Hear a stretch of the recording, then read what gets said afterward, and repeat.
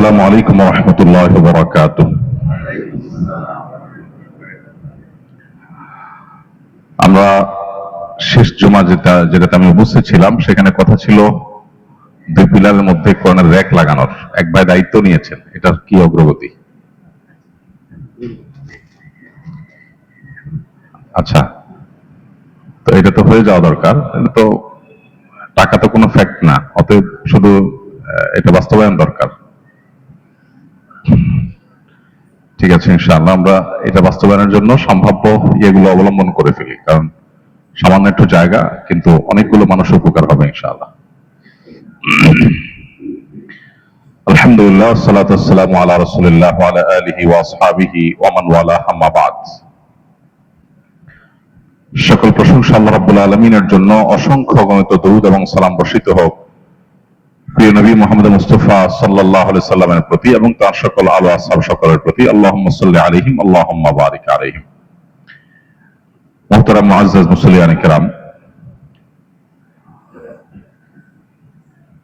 রবিউল আউয়াল মাস উপলক্ষে আমরা প্রিয় নবী সাল্লাল্লাহু আলাইহি সাল্লামের জন্ম এবং ওয়াফাতের মাস উপলক্ষে তাকে নিয়ে আমরা কিছু কথা, কিছু আলোচনা করবার চেষ্টা করি, জানার চেষ্টা করি, যদিও এটা এই মাস কেন্দ্রিক না হয়ে পুরো বছর জুড়ে আমাদের হওয়া উচিত।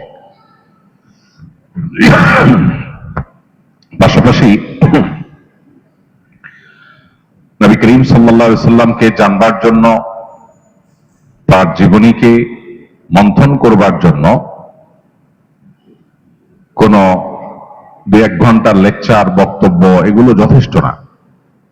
এগুলো থেকে হয়তো আমরা এর প্রয়োজনীয়তা উপলব্ধি করতে পারি, মোটিভেশন নিতে পারি, কিন্তু তার সিরাত বা জীবন বৃত্তান্ত পরিপূর্ণভাবে জেনে তার প্রতি অন্তরে ভালোবাসা বৃদ্ধি করা, ইমানের যে দাবি সেটা পূরণ করতে হলে আমাদেরকে তার সিরাত আগাগোড়া জানার চেষ্টা করতে হবে। সেটার জন্য হয়তো ধারাবাহিক বা সিরিজ কোনো আলোচনা শুনতে হবে, অথবা কোন সিরাত গ্রন্থ আদ্য প্রান্ত পড়তে হবে এবং শুরু থেকে শেষ পর্যন্ত সিরাত গ্রন্থ পড়ে নবী সাল্লাল্লাহু আলাইহি সাল্লাম সম্পর্কে ভালো করে জানতে হবে। তো বারবার করে সেই অনুরোধ, সে আবেদন আপনাদের কাছে আমরা রেখে থাকি এবং তার ধারাবাহিকতা এখনো আমরা আবেদন করছি যে এই সিরাত গ্রন্থ অধ্যয়নের কাজটা আমাদেরকে সম্পাদন করতে হবে। আল্লাহ আমাদেরকে সেই তৌফিক দান করুন। আজ আমরা নবী সাল্লাল্লাহু আলাইহি সাল্লামের জন্ম থেকে ওয়াফাত পর্যন্ত তার সমগ্র জীবনের পুরো বৃত্তান্ত এক নজরে জানার চেষ্টা করব ইনশাআল্লাহ তাআলা। অর্থাৎ নবী আলাইহিস সালাতু ওয়াস সালামের জন্ম থেকে ওয়াফাত পর্যন্ত প্রতি বছরে কখন কি ঘটেছে, কখন কি কি চ্যালেঞ্জের মুখোমুখি তিনি হয়েছেন এবং কোন চ্যালেঞ্জ কিভাবে তিনি মোকাবেলা করেছেন, শুধু এক নজরে আমরা তার জীবনটাকে জানার চেষ্টা করব, যার বৃত্তান্ত বা বিস্তারিত জানবার জন্য অবশ্যই আমাদেরকে এক বা একাধিক সিরাত গ্রন্থ কিংবা কোন সিরিজ সিরাত আলোচনা শুনতে হবে ইনশাআল্লাহ তাআলা। তার জন্মের সন সম্পর্কে নিশ্চয়ই আমরা জানি, 571, মতান্তরে 570 খ্রিস্টাব্দ। এই সনে তিনি জন্মগ্রহণ করেছেন, যেই বছর হস্তি বাহিনী আক্রমণ চালানোর উদ্দেশ্যে ইয়েমেন থেকে এসেছিল মক্কায়, এবং আল্লাহ রাব্বুল আলামিন সূরা ফিলের মধ্যে যে সম্পর্কে বিস্তারিত আলোচনা করেছেন, সেই হস্তি বাহিনীর বছর অর্থাৎ আমাল ফিল যেটাকে বলা হয়, সেই বছর নবী করিম সাল্লাল্লাহু আলাইহি সাল্লাম জন্মগ্রহণ করেছেন এবং দুনিয়াত আলো তিনি দেখেছেন। ভাই এখানে কি হচ্ছে? বারবার এই লোকটা অ্যাটেনশন নষ্ট করছে। ভাই কি সমস্যা আপনার? হ্যালো, এই যে ভাই আপনাকে বলছি, কি সমস্যা? আপনি কেন ঢুকছেন বারবার? ওখানে নক করছেন কেন বারবার? যখন দরজা নিষেধ করা হয় তখন তো ঢোকার কোনো সুযোগ নাই। ওখানে একজন লোক দায়িত্বে থাকা মানে তার কমান্ড মানা। সে যখন বলছে ঢোকা যাবে না, তখন ঢোকার জন্য জোর করতে হবে কেন? আমরা তো মসজিদে আসি, মসজিদ থেকে আমরা দ্বীনি শিষ্টাচার শিখবার জন্য। দরজাটা ক্লোজ মানে হলো এখন আর ঢোকা যাবে না, শেষ। আমি এখন উপরে যাব, নিচে যাব, বহুত অপশন আছে আমার কাছে। যখন ওখানে বারবার আমি নক করবো, ওখানে কথা বলবো, আমি কিভাবে কথা বলবো সামনে যদি অ্যাটেনশন নষ্ট হয়? এই বিষয়ে আপনাদের বারবার করে আমরা সহযোগিতা চাচ্ছি, কিন্তু আমি দুর্ভাগ্য আমার যে আমি কোনোভাবে আপনাদের বোঝাতে পারছি না কিভাবে দোতলায় গেলে বা ওখানে বসলে কি সমস্যা হবে। কিন্তু এতগুলো মানুষের যে অ্যাটেনশন নষ্ট হওয়ার মতো কাজ আমি করছি ওখানে দাঁড়িয়ে, যে সোজা চোখের সামনে, তো চোখে লাগে। ওখানে একটা লোককে অ্যাপয়েন্ট করা হয়েছে কেন? তার দায়িত্ব যাতে কেউ ফুল হওয়ার পরে ভেতরে না আসে। একজন মাজুর বৃদ্ধ সিঁড়ি বেয়ে উঠতে পারেন না, তার কথা ভিন্ন। এর বাইরে বাকি লোকজন তো আমরা মানে নিয়ম ভঙ্গ করে মসজিদে ঢোকার ভিতরে তো কোনো কল্যাণ নাই। একেবারে শুরু থেকে বক্তব্য শুরু থেকে এই পর্যন্ত পুরোটার সময় আমার অ্যাটেনশন নষ্ট হয়েছে ওখান থেকে। তো এই অসহযোগিতা করলে আমি এত দূর থেকে কেন আসবো এখানে, এবং একই কথা প্রত্যেক সপ্তাহে কেন বলতে হবে?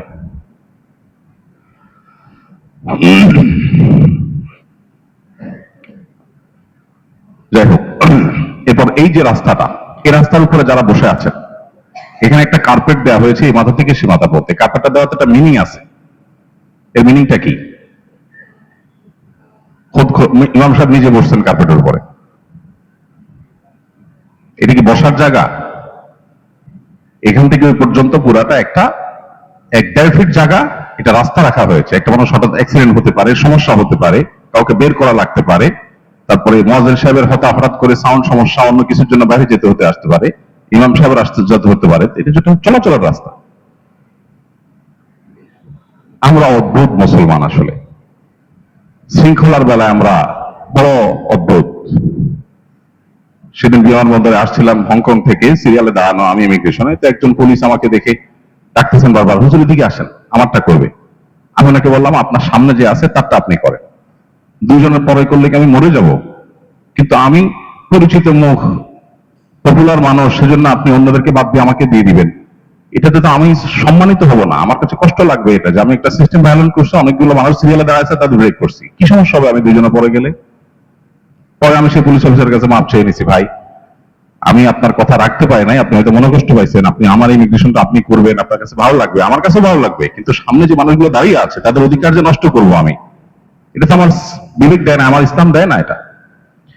তো আমরা শৃঙ্খলার ব্যাপারে শ্রদ্ধাশীল হই, হয়তো আমাদের ওজোরের জায়গা আছে, কিন্তু শৃঙ্খলাকে আমরা সর্বোচ্চ প্রায়োরিটি দেওয়া উচিত। অমুসলিম দেশগুলোতে যখন শৃঙ্খলা দেখি আমাদের লজ্জা হয়, কষ্ট হয়, যে আমরা মুসলমান, যে ইসলাম সবচেয়ে বেশি শৃঙ্খলা শিখিয়েছে। নামাজ মানে শৃঙ্খলা, সুন্নাত মানে শৃঙ্খলা, কিন্তু আমরা সেই শৃঙ্খলা নিজেরা মেনটেন করি না। তো এই রাস্তাটা রাখাই হয়েছে, বারবার দেখাই যাচ্ছে যেখানে আলাদা কার্পেট দেওয়া, যাতে করে জামাতের সময় দাঁড়িয়ে যাবে, কিন্তু তার আগ পর্যন্ত রাস্তাটা ওপেন থাকবে। এখন আমরা যদি ব্লক করে ফেলি তাহলে এটা কি, রাখার মিনিংটা কি দাঁড়ালো? রাস্তায় দাঁড়ানোর জন্য প্রতি সপ্তাহে নিষেধ করা হয়। ওই আরেক বিল্ডিং এর ইয়েতে, গ্যারেজে মানুষ দাঁড়ায়, 4 তলা 5 তলা ছাদ করা হয়েছে কি জন্য? এইটা কোন ইসলাম? এটা কোন নামাজ? আর এই কোন মুসলমান? আমি তো বুঝতেছি না। আপনি কষ্ট করে বাসা থেকে আসতে পারছেন, সেইটা ভাঙতে পারতেছেন না, ওই আরেকজনের বাড়ির গ্যারেজের মধ্যে নামাজে দাঁড়াচ্ছেন। আমাদের তো ইসলাম তো হলো মানার জন্য, আমরা শুধুমাত্র নামাজ পড়লাম এটাই তো মানা হলো না। আমরা রাস্তা দাঁড়ালাম, গ্যারেজে দাঁড়ালাম, এটা তো হতে পারে না। যাই হোক, আমরা বারবার বলছিলাম যে বহুপল্লীর ভলান্টিয়ার টিম থাকা দরকার, যারা বাইরে মানুষ আরেকজনের বাইরের গ্যারেজে নামাজ দাঁড়াতে পারবে না, তার বাইরের গ্যারেজ কি আপনার নামাজের জন্য বানাইছে? এটা কোন শিক্ষা? 2 তলা 3 তলা 4 তলা খালি থাকে, ছাদ করা হয়েছে, মানুষের কাছে চেয়ে চিনতে আমরা ছাদ করলাম, কেন করলাম? মানুষের গ্যারেজে দাঁড়ানোর জন্য? দুর্ভাগ্য আমাদের যে এই কথাগুলো আমরা বোঝাতে পারছি না, এটা আমাদের ব্যর্থতা ছাড়া আর কিছু না। ধন্যবাদ। তো যে জায়গাটা আমরা ছিলাম, প্রিয় নবী সাল্লাল্লাহু আলাইহি ওয়াসাল্লাম 570 খ্রিস্টাব্দে তিনি দুনিয়ার আলো দেখেন, এবং যে বছর আব্রাহার হস্তি বাহিনী নিয়ে মক্কার কাবাগরে হামলা করার দুঃসাহস দেখিয়েছিল, ঐতিহাসিক ভাবে যে বছরটি খুব পরিচিত আরবের মানুষের কাছে, যেটাকে আমল ফিল বা হস্তি বাহিনীর বছর বলে আরবের মানুষের কাছে পরিচিত এবং মানুষ জানে, ঠিক সেই বছর নবী করিম সাল্লাল্লাহু আলাইহি ওয়াসাল্লামকে আল্লাহ তাআলা দুনিয়াতে পাঠান, এবং সে বছর দুনিয়ার আলো তিনি দেখেন। জন্মের কয়েক মাস আগেই তার পরম ভালোবাসার জন্মদাতা পিতা আল্লাহ রাব্বুল আলামিন তাকে দুনিয়া থেকে নিয়ে যান, মাতৃগর্ভেই তিনি বাবাকে হারান। এরপর যথারীতি বাবার পক্ষ থেকে দাদা অভিভাবক হয়ে তার নামকরণ করেন মুহাম্মদ সাল্লাল্লাহু আলাইহি ওয়াসাল্লাম। জন্মের পর অল্প সময়ের ব্যবধানে তার জীবনে আরো বিপদ আসে, কিন্তু জন্মের পর তিনি প্রথম মায়ের দুধের পাশাপাশি যার দুধ পান করেছেন তিনি ছিলেন সুয়াইবা নামক একজন কৃতদাসী, যিনি আবুল আহাব তার চাচা আবুল আহাবের যিনি কৃতদাসী ছিলেন, তার দুধ তিনি পান করেন। এরপর আল্লাহ রাব্বুল আলামিনের তরফ থেকে তার জন্য বড় পরীক্ষার বিষয় হলো যে শৈশবে কৈশোরেই তার মাকে তিনি হারান, এবং মাকে হারান বাবার মৃত্যুর পর। বাবার মৃত্যু হয়েছিল মক্কার বাইরে, সে বাবার কবর জিয়ারতের উদ্দেশ্যে মায়ের সাথে গিয়েছেন নবী করিম সাল্লাল্লাহু আলাইহি সাল্লাম, শিশু মুহাম্মদ সাল্লাল্লাহু আলাইহি সাল্লাম। সেই মদিনার কাছাকাছি এলাকায় ফেরার পথে আবওয়া নামক জায়গায় তার মায়ের মৃত্যু হয়, এবং মা আমেনা তাকে আবওয়া নামক জায়গায় দাফন করা হয়েছে। এখনো তার কবর সেখানে, মক্কা এবং মদিনার মধ্যবর্তী একটি জায়গা। সাথে কৃত দাসী ছিলেন, মাকে দাফন করে দাসীর সাথে শিশু মুহাম্মদ সাল্লাল্লাহু আলাইহি সাল্লাম মক্কায় ফিরে আসেন। অর্থাৎ বাবা মা দুজনকে তিনি শৈশবে হারিয়ে ফেলেন। আরবের মানুষের ঐতিহ্যবাহী ফ্যামিলিগুলোর, সম্ভ্রান্ত ফ্যামিলিগুলোর একটা নিয়ম ছিল যে তারা সন্তানের দুগ্ধ দানের জন্য এবং তাদেরকে গ্রামীণ কালচার, যেখানে কোনো প্রকার সংমিশ্রণ নাই, বিশেষ করে ভাষার কোনো সংমিশ্রণ নাই, সেই জায়গায় বাচ্চাকে পাঠানো হতো ছোটবেলায়, যাতে করে সে সেটাকে রপ্ত করতে পারে। মক্কা যেহেতু হজের স্পট হওয়ার কারণে, কাবার কারণে বিভিন্ন দেশ থেকে মানুষ আসে, বিভিন্ন ভাষাভাষী আসে, আরবের বিভিন্ন প্রান্ত থেকে আসে, একেবারে পিওর মক্কাভাষীর যে ভাষা, সেই ভাষাটার মধ্যে কিছুটা সংমিশ্রণ এখানে ঘটবার শঙ্কা আছে, এই জন্য শিশুকে বাইরে পাঠানো হতো। এদিকে আবার মা হারানো সন্তান, সব মিলিয়ে শৈশবের একটা সময় হালিমা সাদিয়া রাদিয়াল্লাহু তাআলা আনহা তার দুধ মাঝে তার কাছে তিনি বড় হন, এবং দুধ পানের পরও আরো কিছুকাল তিনি সেখানে কাটান। বয়স যখন 4, তখন তার জীবনে বক্ষ বিদীর্ণের ঘটনা ঘটে।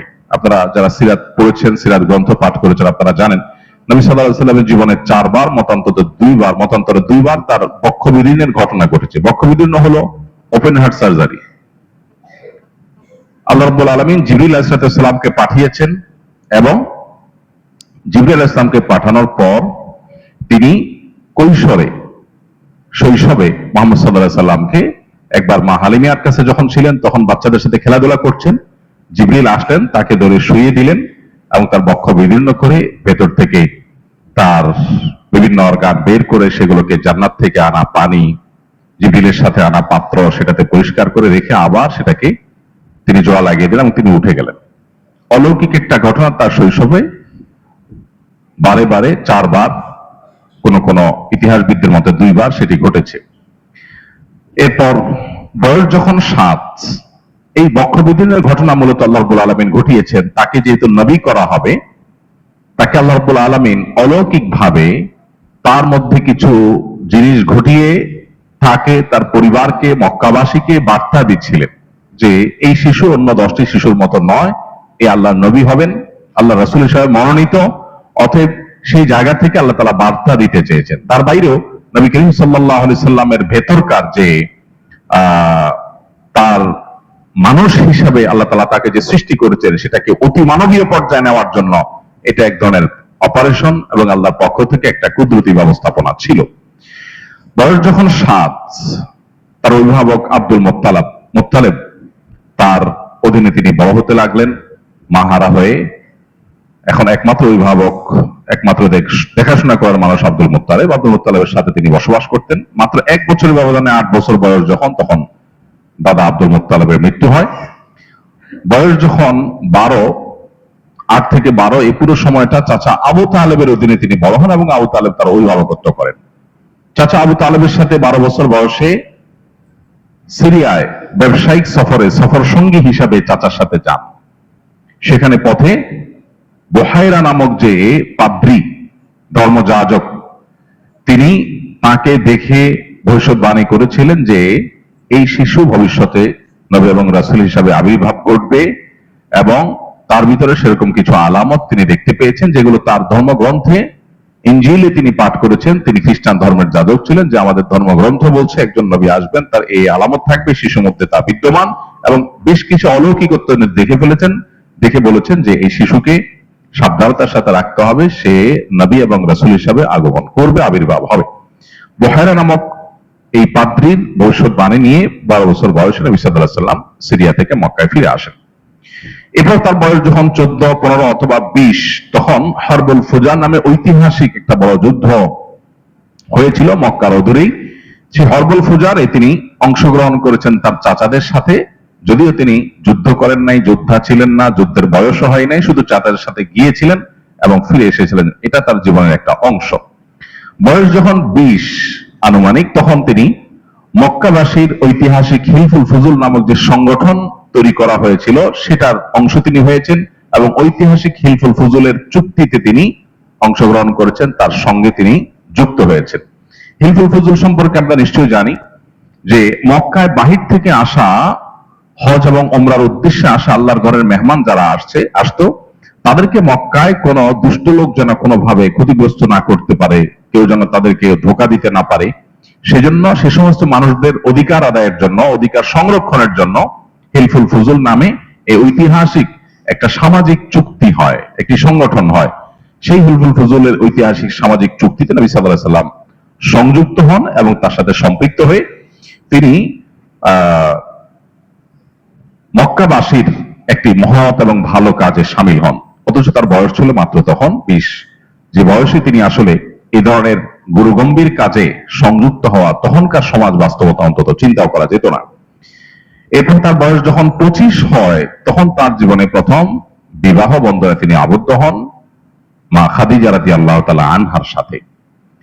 তারপর মা খাদিজা রাদিয়াল্লাহু আনহার সাথে তার সংসার চলছিল এবং বয়স যখন 35 হয়, তখন তার বংশের নেতৃবৃন্দের উদ্যোগে যখন কাবাঘর নির্মাণ করার পর কাবাঘরের যে কালো পাথর, হাজরে আসওয়াদ পাথর, সেটা স্থাপন করা নিয়ে মক্কাবাসী কুরাইশের লোকেরা তারা যখন বিবাদে লিপ্ত হয়েছিল, তখন তিনি সবাইকে অদ্ভুত এবং অকল্পনীয় একটা আইডিয়া দিয়েছেন, যাতে পুরো সমাজের পুরো বিবাদ বিতণ্ডা থেমে গিয়েছিল। তিনি বলেছিলেন, তোমরা কে কাবাঘরের এই পাথর স্থাপন করবে, এই গৌরব কে অর্জন করবে, কে ইতিহাসের অংশ হবে, এটা নিয়ে তোমরা গন্ডগোল ফাসাদে লিপ্ত হচ্ছ।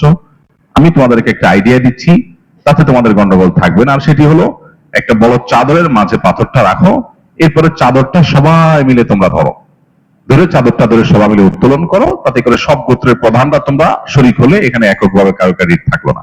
এরপর নবী সাল্লাল্লাহু আলাইহি ওয়াসাল্লাম সেটাকে স্থাপন করে দিলেন, যে স্থাপন তোমরাই করেছো, আমি তোমাদের সহযোগিতা করেছি। তো এর মাধ্যমে তিনি সামাজিক বিতণ্ডা এটা দূর করার জন্য ঐতিহাসিক উদ্যোগ নিয়েছিলেন। বয়স যখন 39, ততদিনে তিনি মক্কার মানুষদের কাছ থেকে আল আমিন উপাধিতে ভূষিত হয়েছেন। তার সততা, সত্যবাদিতা, আমানতারিতা, এগুলোর কারণে প্রতিষ্ঠিত হয়ে গেছে তিনি আল আমিন হিসেবে।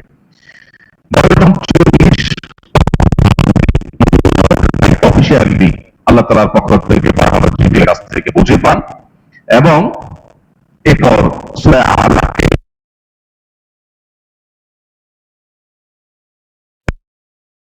নাজিল হয় এবং তার জীবনের নতুন যাত্রা শুরু হয়। দায়িত্ব বুঝে পান, এটা তার উপরে আবশ্যক হয়।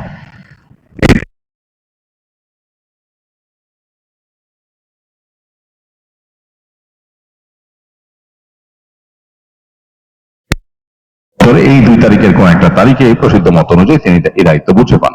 বয়স যখন তার 42 থেকে 43, এই পুরো সময়টা 41, 42, 43, এই পুরো সময়টা তিনি গোপনে ইসলামের দাওয়াত দেন। কারণ আল্লাহ তাআলা তাকে নির্দেশ করেছেন যে প্রকাশ্যে ইসলামের দাওয়াত দেওয়া যাবে না, গোপনে ইসলামের দাওয়াত দিতে হবে। কেন? কারণ হঠাৎ করে মক্কার মানুষজন এই দাওয়াত, তাওহীদের দাওয়াত গ্রহণ করা তাদের জন্য কঠিন হবে, সেজন্য তাদেরকে গোপনে ইসলামের দাওয়াত নবী সাল্লাল্লাহু আলাইহি ওয়াসাল্লামকে দেওয়ার নির্দেশ করা হলো। তিনি গোপনে ইসলামের দাওয়াত দিলেন। সর্বপ্রথম ইসলাম গ্রহণ করলেন মেয়েদের মধ্যে তার স্ত্রী খাদিজা রাদিয়াল্লাহু তাআলা আনহা, এবং সবার মধ্যে তিনি প্রথম, অর্থাৎ পৃথিবীর ইতিহাসে প্রথম ইসলাম গ্রহণ কোন পুরুষ করেননি। সর্বপ্রথম ইসলাম গ্রহণ করেছেন একজন নারী। ইসলামের জন্য সর্বপ্রথম জীবন দিয়েছেন যিনি, তিনিও একজন নারী। আল্লাহ তাআলা এইভাবে নারীকে বিভিন্নভাবে সম্মানিত করেছেন ইসলামের মাধ্যমে। এরপর যুবকদের মধ্যে ইসলাম গ্রহণ করেছেন সবার আগে আলী রাদিয়াল্লাহু তাআলা আনহু।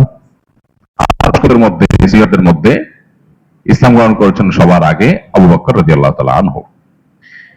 এরপর 3 বছর যখন গোপনে ইসলামের দাওয়াত চলছিল, খুব সীমিত সংখ্যক হাতে গোনা কয়েকজন মানুষ ইসলাম গ্রহণ করেছেন। তার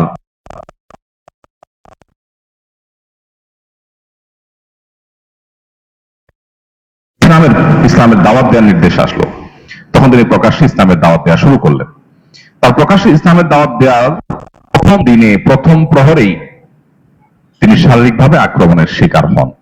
আল্লাহ তাআলা কোরআনে কারিমে যখন আয়াত নাযিল করেছেন, ওয়ানজির আশিরাতাকাল আকরাবিন, আপনি আপনার নিকট আত্মীয় বংশের লোকদের সবাইকে সতর্ক করুন, তখন নবী করিম সাল্লাল্লাহু আলাইহি সাল্লাম সাফা পাহাড়ের চূড়ায় উঠে সবাইকে আহ্বান করেন, সবাইকে ডাকেন এবং বলেন যে পাহাড়ের উপরে আছি, তোমরা নিচে আছো।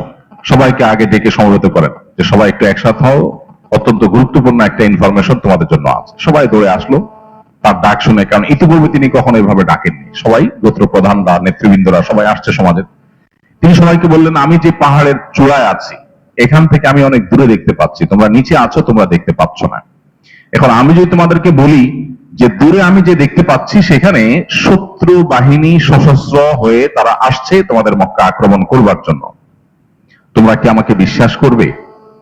সবাই সমস্যা বলল, হ্যাঁ, জীবনে তুমি মিথ্যা বলনি আমাদের কাছে কখনো, তোমাকে আল আমিন আমরাই এই পদক আমরাই দিয়েছিলাম সবাই মিলে, অতএব তুমি যদি বলো ডেফিনেটলি তুমি দেখেই বলবে তুমি তো মিথ্যা বলো না, সো আমরা বিশ্বাস করবো ডেফিনেটলি। তখন তিনি বললেন, তারপরে পদক্ষেপ কি হবে তোমাদের? সবাই বললেন, এরপরে পদক্ষেপ হবে আমরা শত্রুদের মোকাবেলার জন্য সবাই ঝাঁপিয়ে পড়বো। নবী করিম সাল্লাল্লাহু আলাইহি ওয়াসাল্লাম তখন তাদেরকে বললেন, আমি উপমাটা দিয়েছি একটা কথা,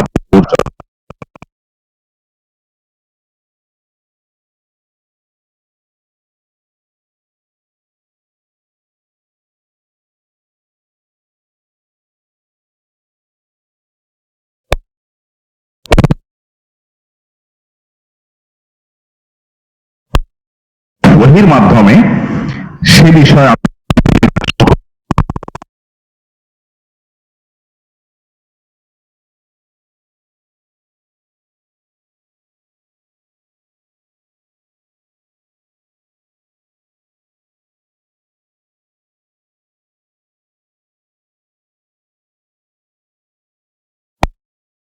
সারাটা দিন ধ্বংস হোক,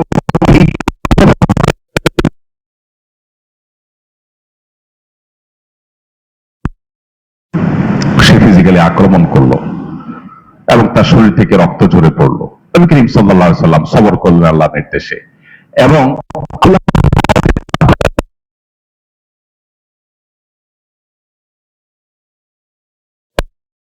বড় ধরনের আপনার শব্দ বোমা হিসাবে ধরা হয়, তাব্বান লাক, তুমি ধ্বংস হও, এরকম বদোয়া। তো নবীজিকে যখন সে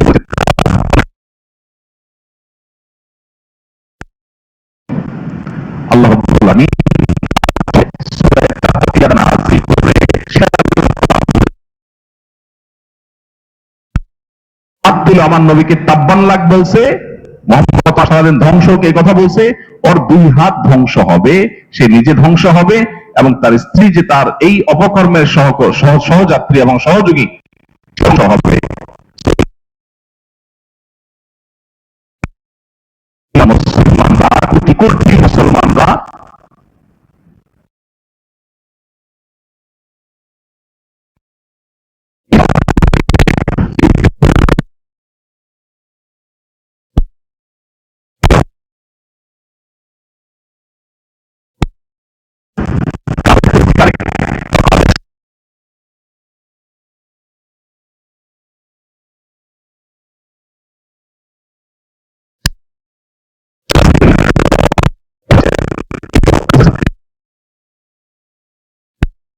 তারপর দুনিয়া থেকে যেতে হয়েছে।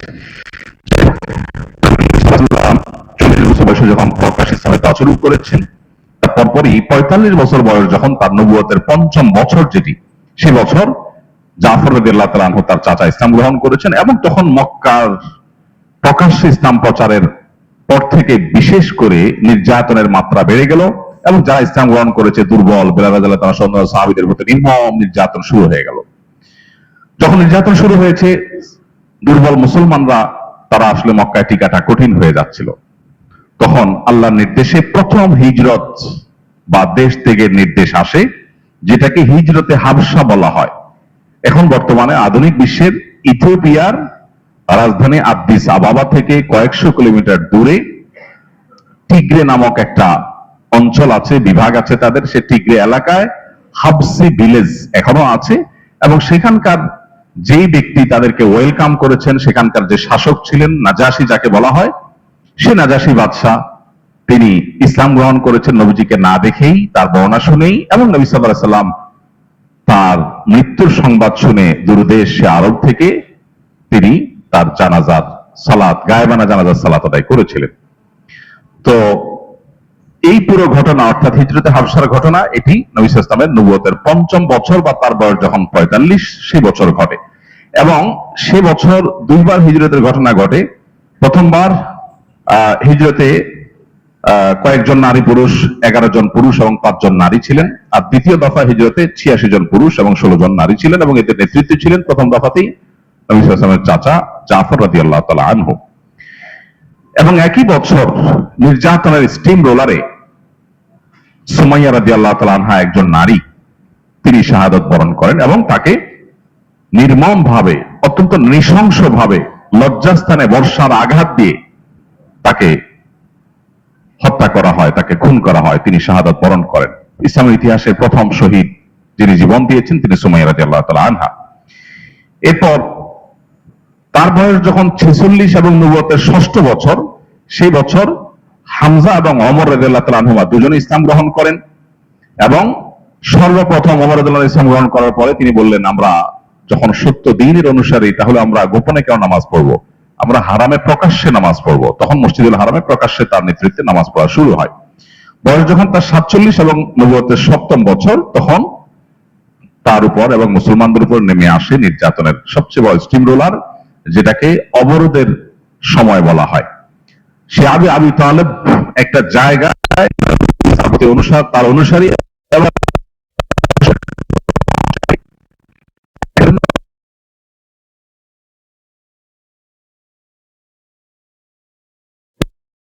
সব বন্ধ করে দিল, যেটা সেই যুগের, সেই পৃথিবীতে সেই অবরোধের মধ্যে কোনো মানুষের বেঁচে থাকাও সম্ভব না যদি সমাজের মানুষ অবরোধ করে। সেরকম একটা পরিস্থিতিতে, অত্যন্ত করুণ পরিস্থিতি হয়েছিল এবং মানুষ না খেয়ে সাহাবীরা কঙ্কালসার হয়ে যাচ্ছিল, মৃত্যুর মুখোমুখি হয়ে যাচ্ছিল এবং খুব ভয়াবহ সময় পার করেছিল, তিনটি বছর। এবং একটা পর্যায়ে তার বয়স যখন 48 এবং নবুয়তের 8ম বছর, তখন আল্লাহ তাআলা তার মাধ্যমে একটা অলৌকিক মুআজিজা ঘটান, যেটাকে শাক্কুল কামার বা চন্দ্র দ্বিখণ্ডিত হওয়ার ঘটনা বলে। মক্কার মানুষজন, শত শত হাজারো মানুষ যারা দেখেছে যে নবী সাল্লাল্লাহু আলাইহি ওয়াসাল্লাম হাতের আঙ্গুল ইশারা যখন করেছেন আল্লাহর নির্দেশে, চাঁদ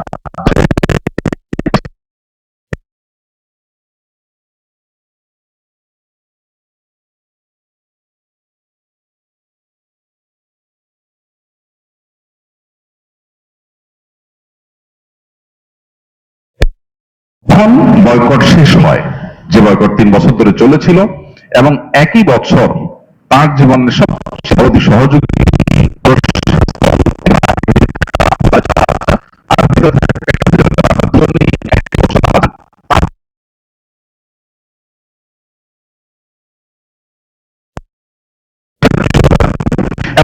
আল্লাহ তাআলা তার নবীকে পরীক্ষা করেছেন। এটা আল্লাহ তাআলার হিকমাপূর্ণ সিদ্ধান্ত যে তার নবীকে তিনি স্ট্রং করবেন, মজবুত করবেন।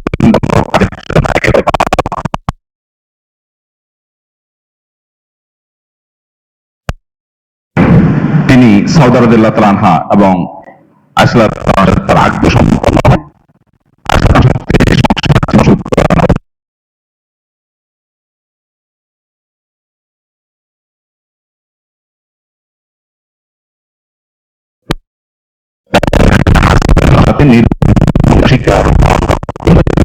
আসেন। বয়স যখন তার 52 এবং নবুয়তের 12তম বছর, সে বছর তার জীবনে ইসরা এবং মেরাজের ঘটনা ঘটে এবং 5 ওয়াক্ত নামাজের বিধান আল্লাহ তাআলা তাকে দেন। এবং একই বছর একই বছর মদিনা থেকে আসা 12 জন হাজি যারা হজে আসছেন, তারা মিনার কোন একটা পাহাড়ের পাদদেশে নবী সাল্লাল্লাহু আলাইহি ওয়াসাল্লামের সাথে মিলিত হন এবং বায়াতে আকাবায়ে উলা বলা হয় ইতিহাসে। নবী সাল্লাল্লাহু আলাইহি ওয়াসাল্লামের হাতে হাত রেখে তারা বায়াত নেন, ইসলাম গ্রহণ করে এবং নবীজিকে মক্কায় যাওয়ার হিজরতের আমন্ত্রণ তারা জানান। অর্থাৎ শুরু থেকেই মদিনাতে হিজরত করার একটা প্রেক্ষাপট শুরু হয়। এরপর তার বয়স যখন 53, নবুয়তের 13তম বছর, তখন আল্লাহর পক্ষ থেকে হিজরতের অনুমোদন আসে, বায়াতে আকাবায়ে সানিয়া আসে, বা মদিনা থেকে এবছর হজ থেকে আসা, হজের জন্য আসা 72 জন পুরুষ এবং 12 জন নারী ইসলাম গ্রহণ করেন এবং তারা বলেন, আপনি মদিনায় আসেন, মক্কাবাসীর জুলুমে আপনার থাকার কোনো মানে নাই, আপনার সাথে যত লোক আসবে সবাইকে ওয়েলকাম করার জন্য মদিনাবাসী আমরা প্রস্তুত, আপনি চলে আসেন। তখন তিনি পরামর্শ করলেন, আল্লাহর পক্ষ থেকে অনুমোদন আসলো হিজরতের, তিনি হিজরতের সিদ্ধান্ত নেন। এদিকে নবী সাল্লাল্লাহু আলাইহি ওয়াসাল্লামকে হত্যার বহু ষড়যন্ত্র আগেও হয়েছে, এখনো চলছে। নবী সাল্লাল্লাহু আলাইহি ওয়াসাল্লাম এর মধ্য দিয়েই বয়স যখন তার 54 এবং নবুয়তের যখন 14তম বছর শুরু, তখন তিনি হিজরতের উদ্দেশ্যে রাতের গভীরে আবু বকর নগরের সাথে নিয়ে বের হন এবং মক্কা থেকে মাত্র 5 কিলোমিটার দূরে গারে সৌরে 3 দিন অবস্থান গ্রহণ করেন। অত্যন্ত সুকৌশলী একটা সিদ্ধান্ত। এক একটা ইস্যু নিয়ে ঘন্টা ঘন্টা আলোচনা করা যাবে, আবার সেই সময় আমাদের হাতে নাই। যখন মক্কা থেকে গারে সৌরে তিনি আশ্রয় নেন, তিনি সোজা টানা মক্কা থেকে মদিনার পথে চলে যেতে পারতেন, না গিয়ে তিনি মক্কা থেকে অদূরে 5 কিলোমিটার দূরে গিয়ে একটা গুহায় 3 দিন অবস্থান করেন। উদ্দেশ্য যে মক্কার মুশরিকরা তাকে খুঁজে পাবে না। তখনকার যে রাস্তা, এই রাস্তা ধাওয়া করে একজন মানুষকে ধরে ফেলা তো খুব সহজ কাজ। তো তিনি যদি রাস্তা কন্টিনিউ করতেন তাহলে তাকে তারা ধরে ফেলতো। আল্লাহ নির্দেশে, আল্লাহর ইশারায় তিনি গুহায় আশ্রয় নিলেন 3 দিন। 3 দিন ধরে যখন তাকে কোথাও খুঁজে পায়নি মক্কার মুশরিকরা, তখন তারা আশা ছেড়ে দিয়েছে তাহলে আমাদের হাতের নাগালে বাইরে চলে গেছে, অথচ তিনি খুব কাছেই ছিলেন তখন।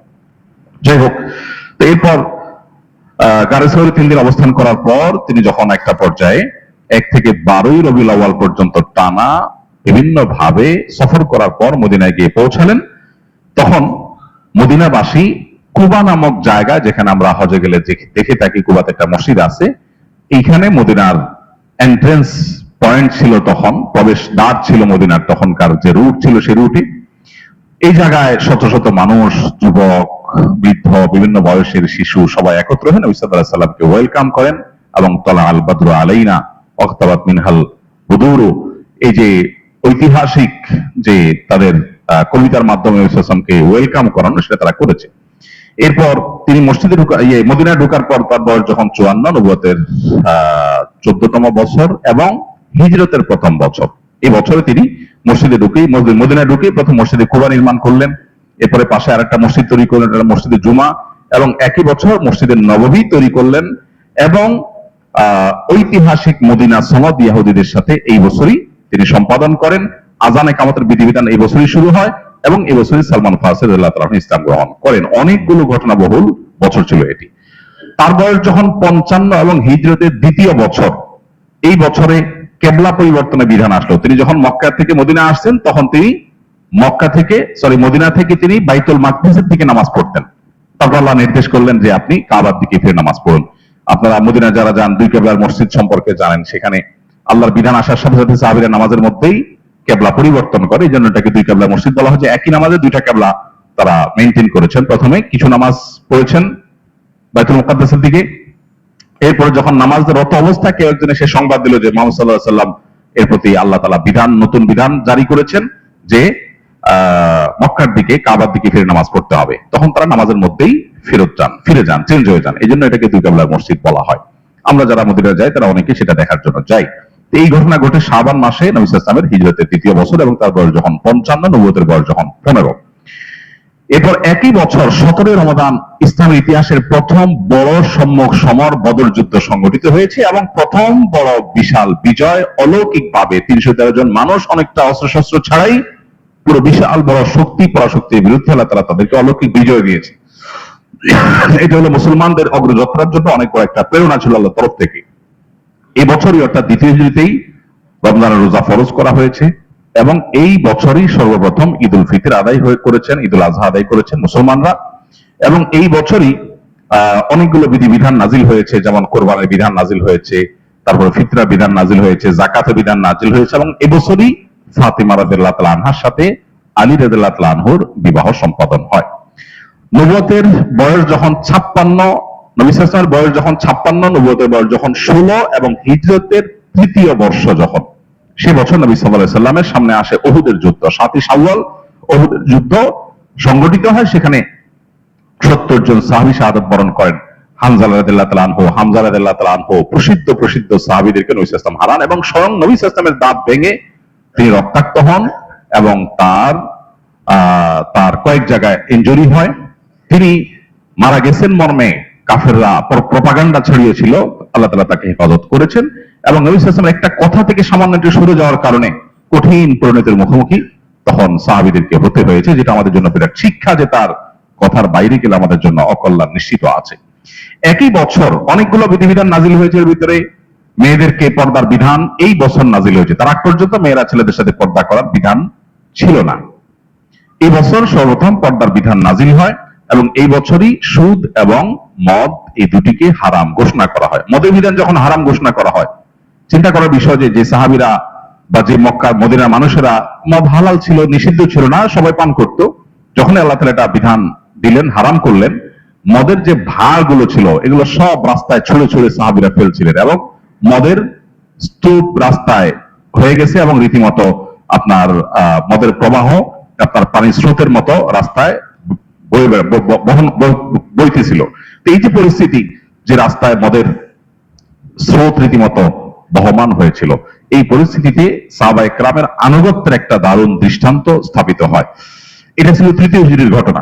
এরপরে 4র্থ হিজরিতে তার বয়স যখন 57, নবুয়তের বয়স যখন 17, সেই বছর বড় যে ঘটনা ঘটে সেটা হলো ইহুদিরা যাদের সাথে মদিনা সনদের চুক্তি হয়েছে যে রাষ্ট্রকে আমরা সবাই মিলে সেভ করব, আমরা উভয় মিলেমিশে বসবাস করব এই ভূমিতে, তুমি তোমার ধর্ম পালন করবে, আমরা ধর্ম পালন করব, তখন তারা বিশ্বাসঘাতকতা করে এবং বনু নাজিরের বিশ্বাসঘাতকতার কারণে তাদেরকে মদিনা থেকে বের করে দেওয়া হয়, বিশ্বাস ভঙ্গের কারণে, চুক্তি ভঙ্গের কারণে। এবং একই বছরে গজওয়াতুল যাতুর রিকা যেটি সেটাই সংগঠিত হয় এবং একই বছরে আরো অনেকগুলো ঘটনা ঘটে। এরপরে বয়স যখন তার 58 এবং নবুয়তের বয়স যখন 18 এবং হিজরতের বয়স যখন 5, 5ম হিজরিতে খন্দকের যুদ্ধ গঠিত হয়। খন্দকের যুদ্ধে 1000 সাহাবী প্রায় অংশগ্রহণ করেন এবং তারা সাকল্যে প্রায় 4.5 কিলোমিটার এলাকা মদিনার চারপাশে তারা পরীক্ষা খনন করেন এবং সেই পরীক্ষা 5 মিটার গভীর ছিল। এই পুরো পরীক্ষা তারা অনেকটা ক্ষুধার্ত অবস্থাতে খনন করে মক্কা থেকে আসা শত্রুপক্ষ যারা মদিনাকে শেষ করতে চেয়েছে, মুসলমানদের শেষ করতে চেয়েছে, তাদেরকে তারা প্রতিহত করেন এবং পুরো আইডিয়াটা দিয়েছিলেন পারস্য থেকে আসা সালমান ফারসি রাদিয়াল্লাহু তাআলা আনহু। এরপর এই বছরে নবী করিম সাল্লাল্লাহু আলাইহি ওয়াসাল্লামের জীবনে অনেকগুলো ঘটনা ঘটে, যেমন বনুল মুস্তালিকের ঘটনা ঘটে, যেখানে মা আয়েশা রাদিয়াল্লাহু তাআলা আনহার চরিত্র নিয়ে মুনাফিকরা কালিমা তোলে, দু একজন সরল মনা মুসলমানও সেখানে যোগ দিয়ে ফেলে। আল্লাহ তাআলা পরে আয়াত নাযিল করে তার চরিত্রের প্রতি পবিত্রতার কথা আমাদেরকে জানান দেন, ঐতিহাসিকভাবে যেটাকে ইফকের ঘটনা বলা হয়। এই বছরই তায়াম্মুমের বিধান নাযিল হয় এবং এই বছরই ইহুদিদের আরেকটা গোত্র বনু কুরাইজা তাদের গাদ্দারির কারণে, তাদের বিশ্বাসঘাতকতা এবং রাষ্ট্রদ্রোহের কারণে, ওই যে চুক্তি ছিল চুক্তি ভঙ্গ করে মুসলমানদের বিরুদ্ধে ষড়যন্ত্র লিপ্ত হওয়ার কারণে তাদেরকে শাস্তি দেওয়া হয়, করুণ শাস্তি। এর পরের বছর হিজরি 6ষ্ঠ বছরে নবী সাল্লাল্লাহু আলাইহি ওয়াসাল্লামের বয়স যখন 59 এবং তার নবুয়তের বয়স যখন 19, সেই বছরের যে ঘটনাগুলো সেগুলোর মধ্যে থেকে ছিল ঐতিহাসিক হুদাইবিয়ার চুক্তি। নবী সাল্লাল্লাহু আলাইহি ওয়াসাল্লাম স্বপ্নে দেখেছেন তিনি উমরা করছেন, 1400 সাহাবীকে সাথে নিয়ে রওনা দিলেন অনেকটা অস্ত্রশস্ত্র ছাড়া উমরার উদ্দেশ্যে ইহরাম পরে। কিন্তু হুদাইবিয়া নামক জায়গা যাওয়ার পরে মক্কার মুশরিকরা বাধা দিল যে আমরা ঢুকতে দিব না। তারা জানালেন আমরা তো যুদ্ধ করতে আসিনি, আমরা উমরা করে আবার ব্যাক করব। তারা বললেন আমরা ঢুকতে দিব না। নবী সাল্লাল্লাহু আলাইহি ওয়াসাল্লাম বাড়াবাড়ি না করে তাদের সাথে ঐতিহাসিক চুক্তি করলেন, যেটার নাম হুদাইবিয়া চুক্তি। যে চুক্তি বাহ্যিকভাবে মনে হয় সব মুসলমানদের বিরুদ্ধে, কিন্তু এই চুক্তি মুসলমানদেরকে মূলত অগ্রগতির দিকে নিয়ে গিয়েছিল। এই ঐতিহাসিক হুদাইবিয়া চুক্তি 10 বছরের জন্য সংগঠিত হয়েছিল এবং এটি হয়েছিল পহেলা জিলকয়দা 6 হিজরিতে, জিলকয়দা মাসের 1ম হিজরিতে। এবং এই বছরের পর থেকে নবী সাল্লাল্লাহু আলাইহি ওয়াসাল্লাম বিভিন্ন রাজা বাদশাদের কাছে, যেমন হেরাক্লিয়াস, খুসরু, তারপরে মুকাওকিস, বড় বড় যে সমস্ত শাসকরা পৃথিবীর, তাদের কাছে চিঠি লিখে ইসলামের দাওয়াত তাদেরকে দিয়েছেন। তাদের কেউ গ্রহণ করেছে আর কেউ হঠকারিতা করেছে। যারা হঠকারিতা করেছে তাদেরকে নির্মম পরিণতির মুখোমুখি আল্লাহ করেছেন। তার বয়স যখন 60, নবুয়তের বয়স যখন 7, তখন তিনি ঐতিহাসিক খায়বার বিজয় করেছেন, ইহুদিদের বিশাল বড় দুর্গের এলাকা। এবং একই বছর আগের বছরের উমরা হুদাইবিয়া চুক্তি অনুযায়ী পরবর্তী সাহাবীদেরকে নিয়ে কাজা করেছেন, উমরাতুল কাজা।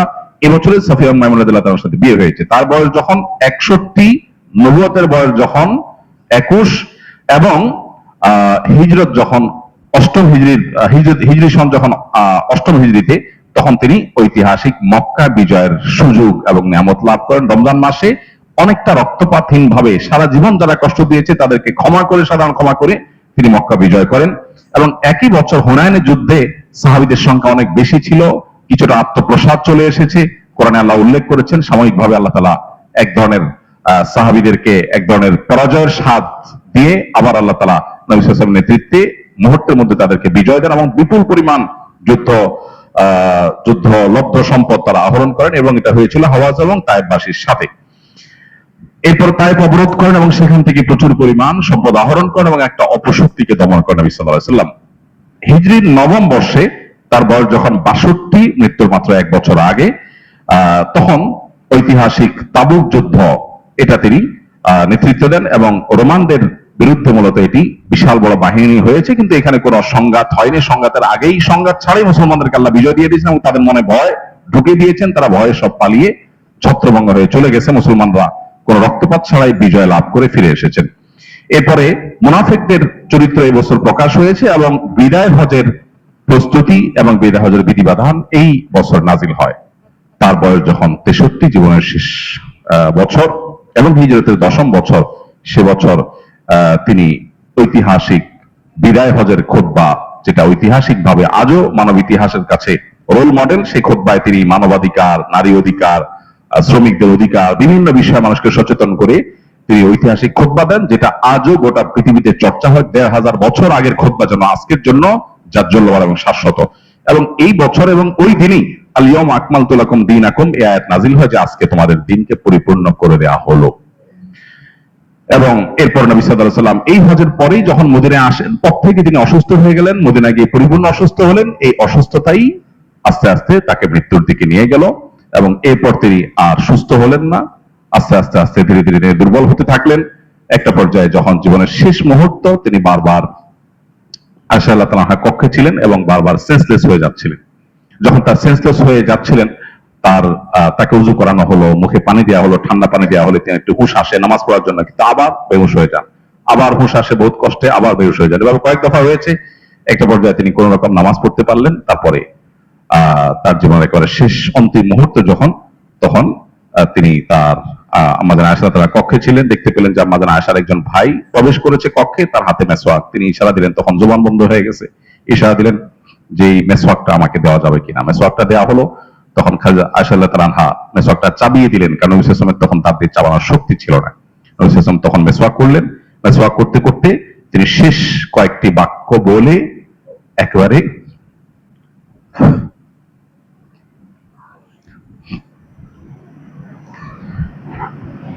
আর-রফিকুল আলা, মহান বন্ধুর সাথে সাক্ষাৎ, আল্লাহ রাব্বুল আলামিনের সাথে সাক্ষাতের প্রেরণায় উজ্জীবিত হয়ে দিনকে বুলন্দ করে রবিউল আউয়াল মাসের 2 তারিখে, মতান্তরে 12 তারিখ, আরো বিভিন্ন মত আছে, সোমবারে তিনি দুনিয়া থেকে বিদায় হন সাল্লাল্লাহু আলাইহি ওয়াসাল্লাম। আল্লাহ তাআলা আমাদেরকে তার জীবন বৃত্তান্ত থেকে শিক্ষা গ্রহণ করার তৌফিক দান করুন। আমাদেরকে তার জীবন দর্শনকে পরিপূর্ণভাবে অনুসরণ করার তৌফিক দান করুন। তার জীবনে আমাদের জন্য যে অনুপম আদর্শ রয়েছে, বারবার কোরআনে আমাদেরকে সাবধান করা হয়েছে, আমাদের মুক্তির একমাত্র পথ তার অনুসরণ, অনুকরণ, এছাড়া কোনো পথ আমাদের সামনে খোলা নেই। অতএব মুসলমান হিসেবে নবী সাল্লাল্লাহু আলাইহি ওয়াসাল্লামের সম্পূর্ণ আদর্শকে, তার জীবনকে আমরা অনুসরণ, অনুকরণ করার চেষ্টা করব। সেটাই হবে প্রকৃত সার্থকতা আমাদের। আল্লাহ তাআলা আমাদের সবার প্রতি সেই তৌফিক আল্লাহ তাআলা আমাদের সবাইকে দান করুন। এবং তিনি যে কষ্ট করেছেন, পরিশ্রম করেছেন, সারা জীবন যে ত্যাগ তিতিক্ষা করেছেন এই উম্মতের জন্য, আল্লাহ তাআলা আমাদের সবার তরফ থেকে তাকে সর্বোত্তম বিনিময় দান করুন। শান্তির বারিধারা আল্লাহ তাআলা তার প্রতি বর্ষণ করুন। জাযাকুমুল্লাহু খায়রা ওয়া আখিরু দাওয়ানা আলহামদুলিল্লাহি রাব্বিল আলামিন। ভাই, আমি একটু আমাদের যে ভাইকে আমি অর্চনা করেছিলাম, আমি আপনার কাছে ক্ষমা চাই। সরি, আপনাকে যদিও আপনাকে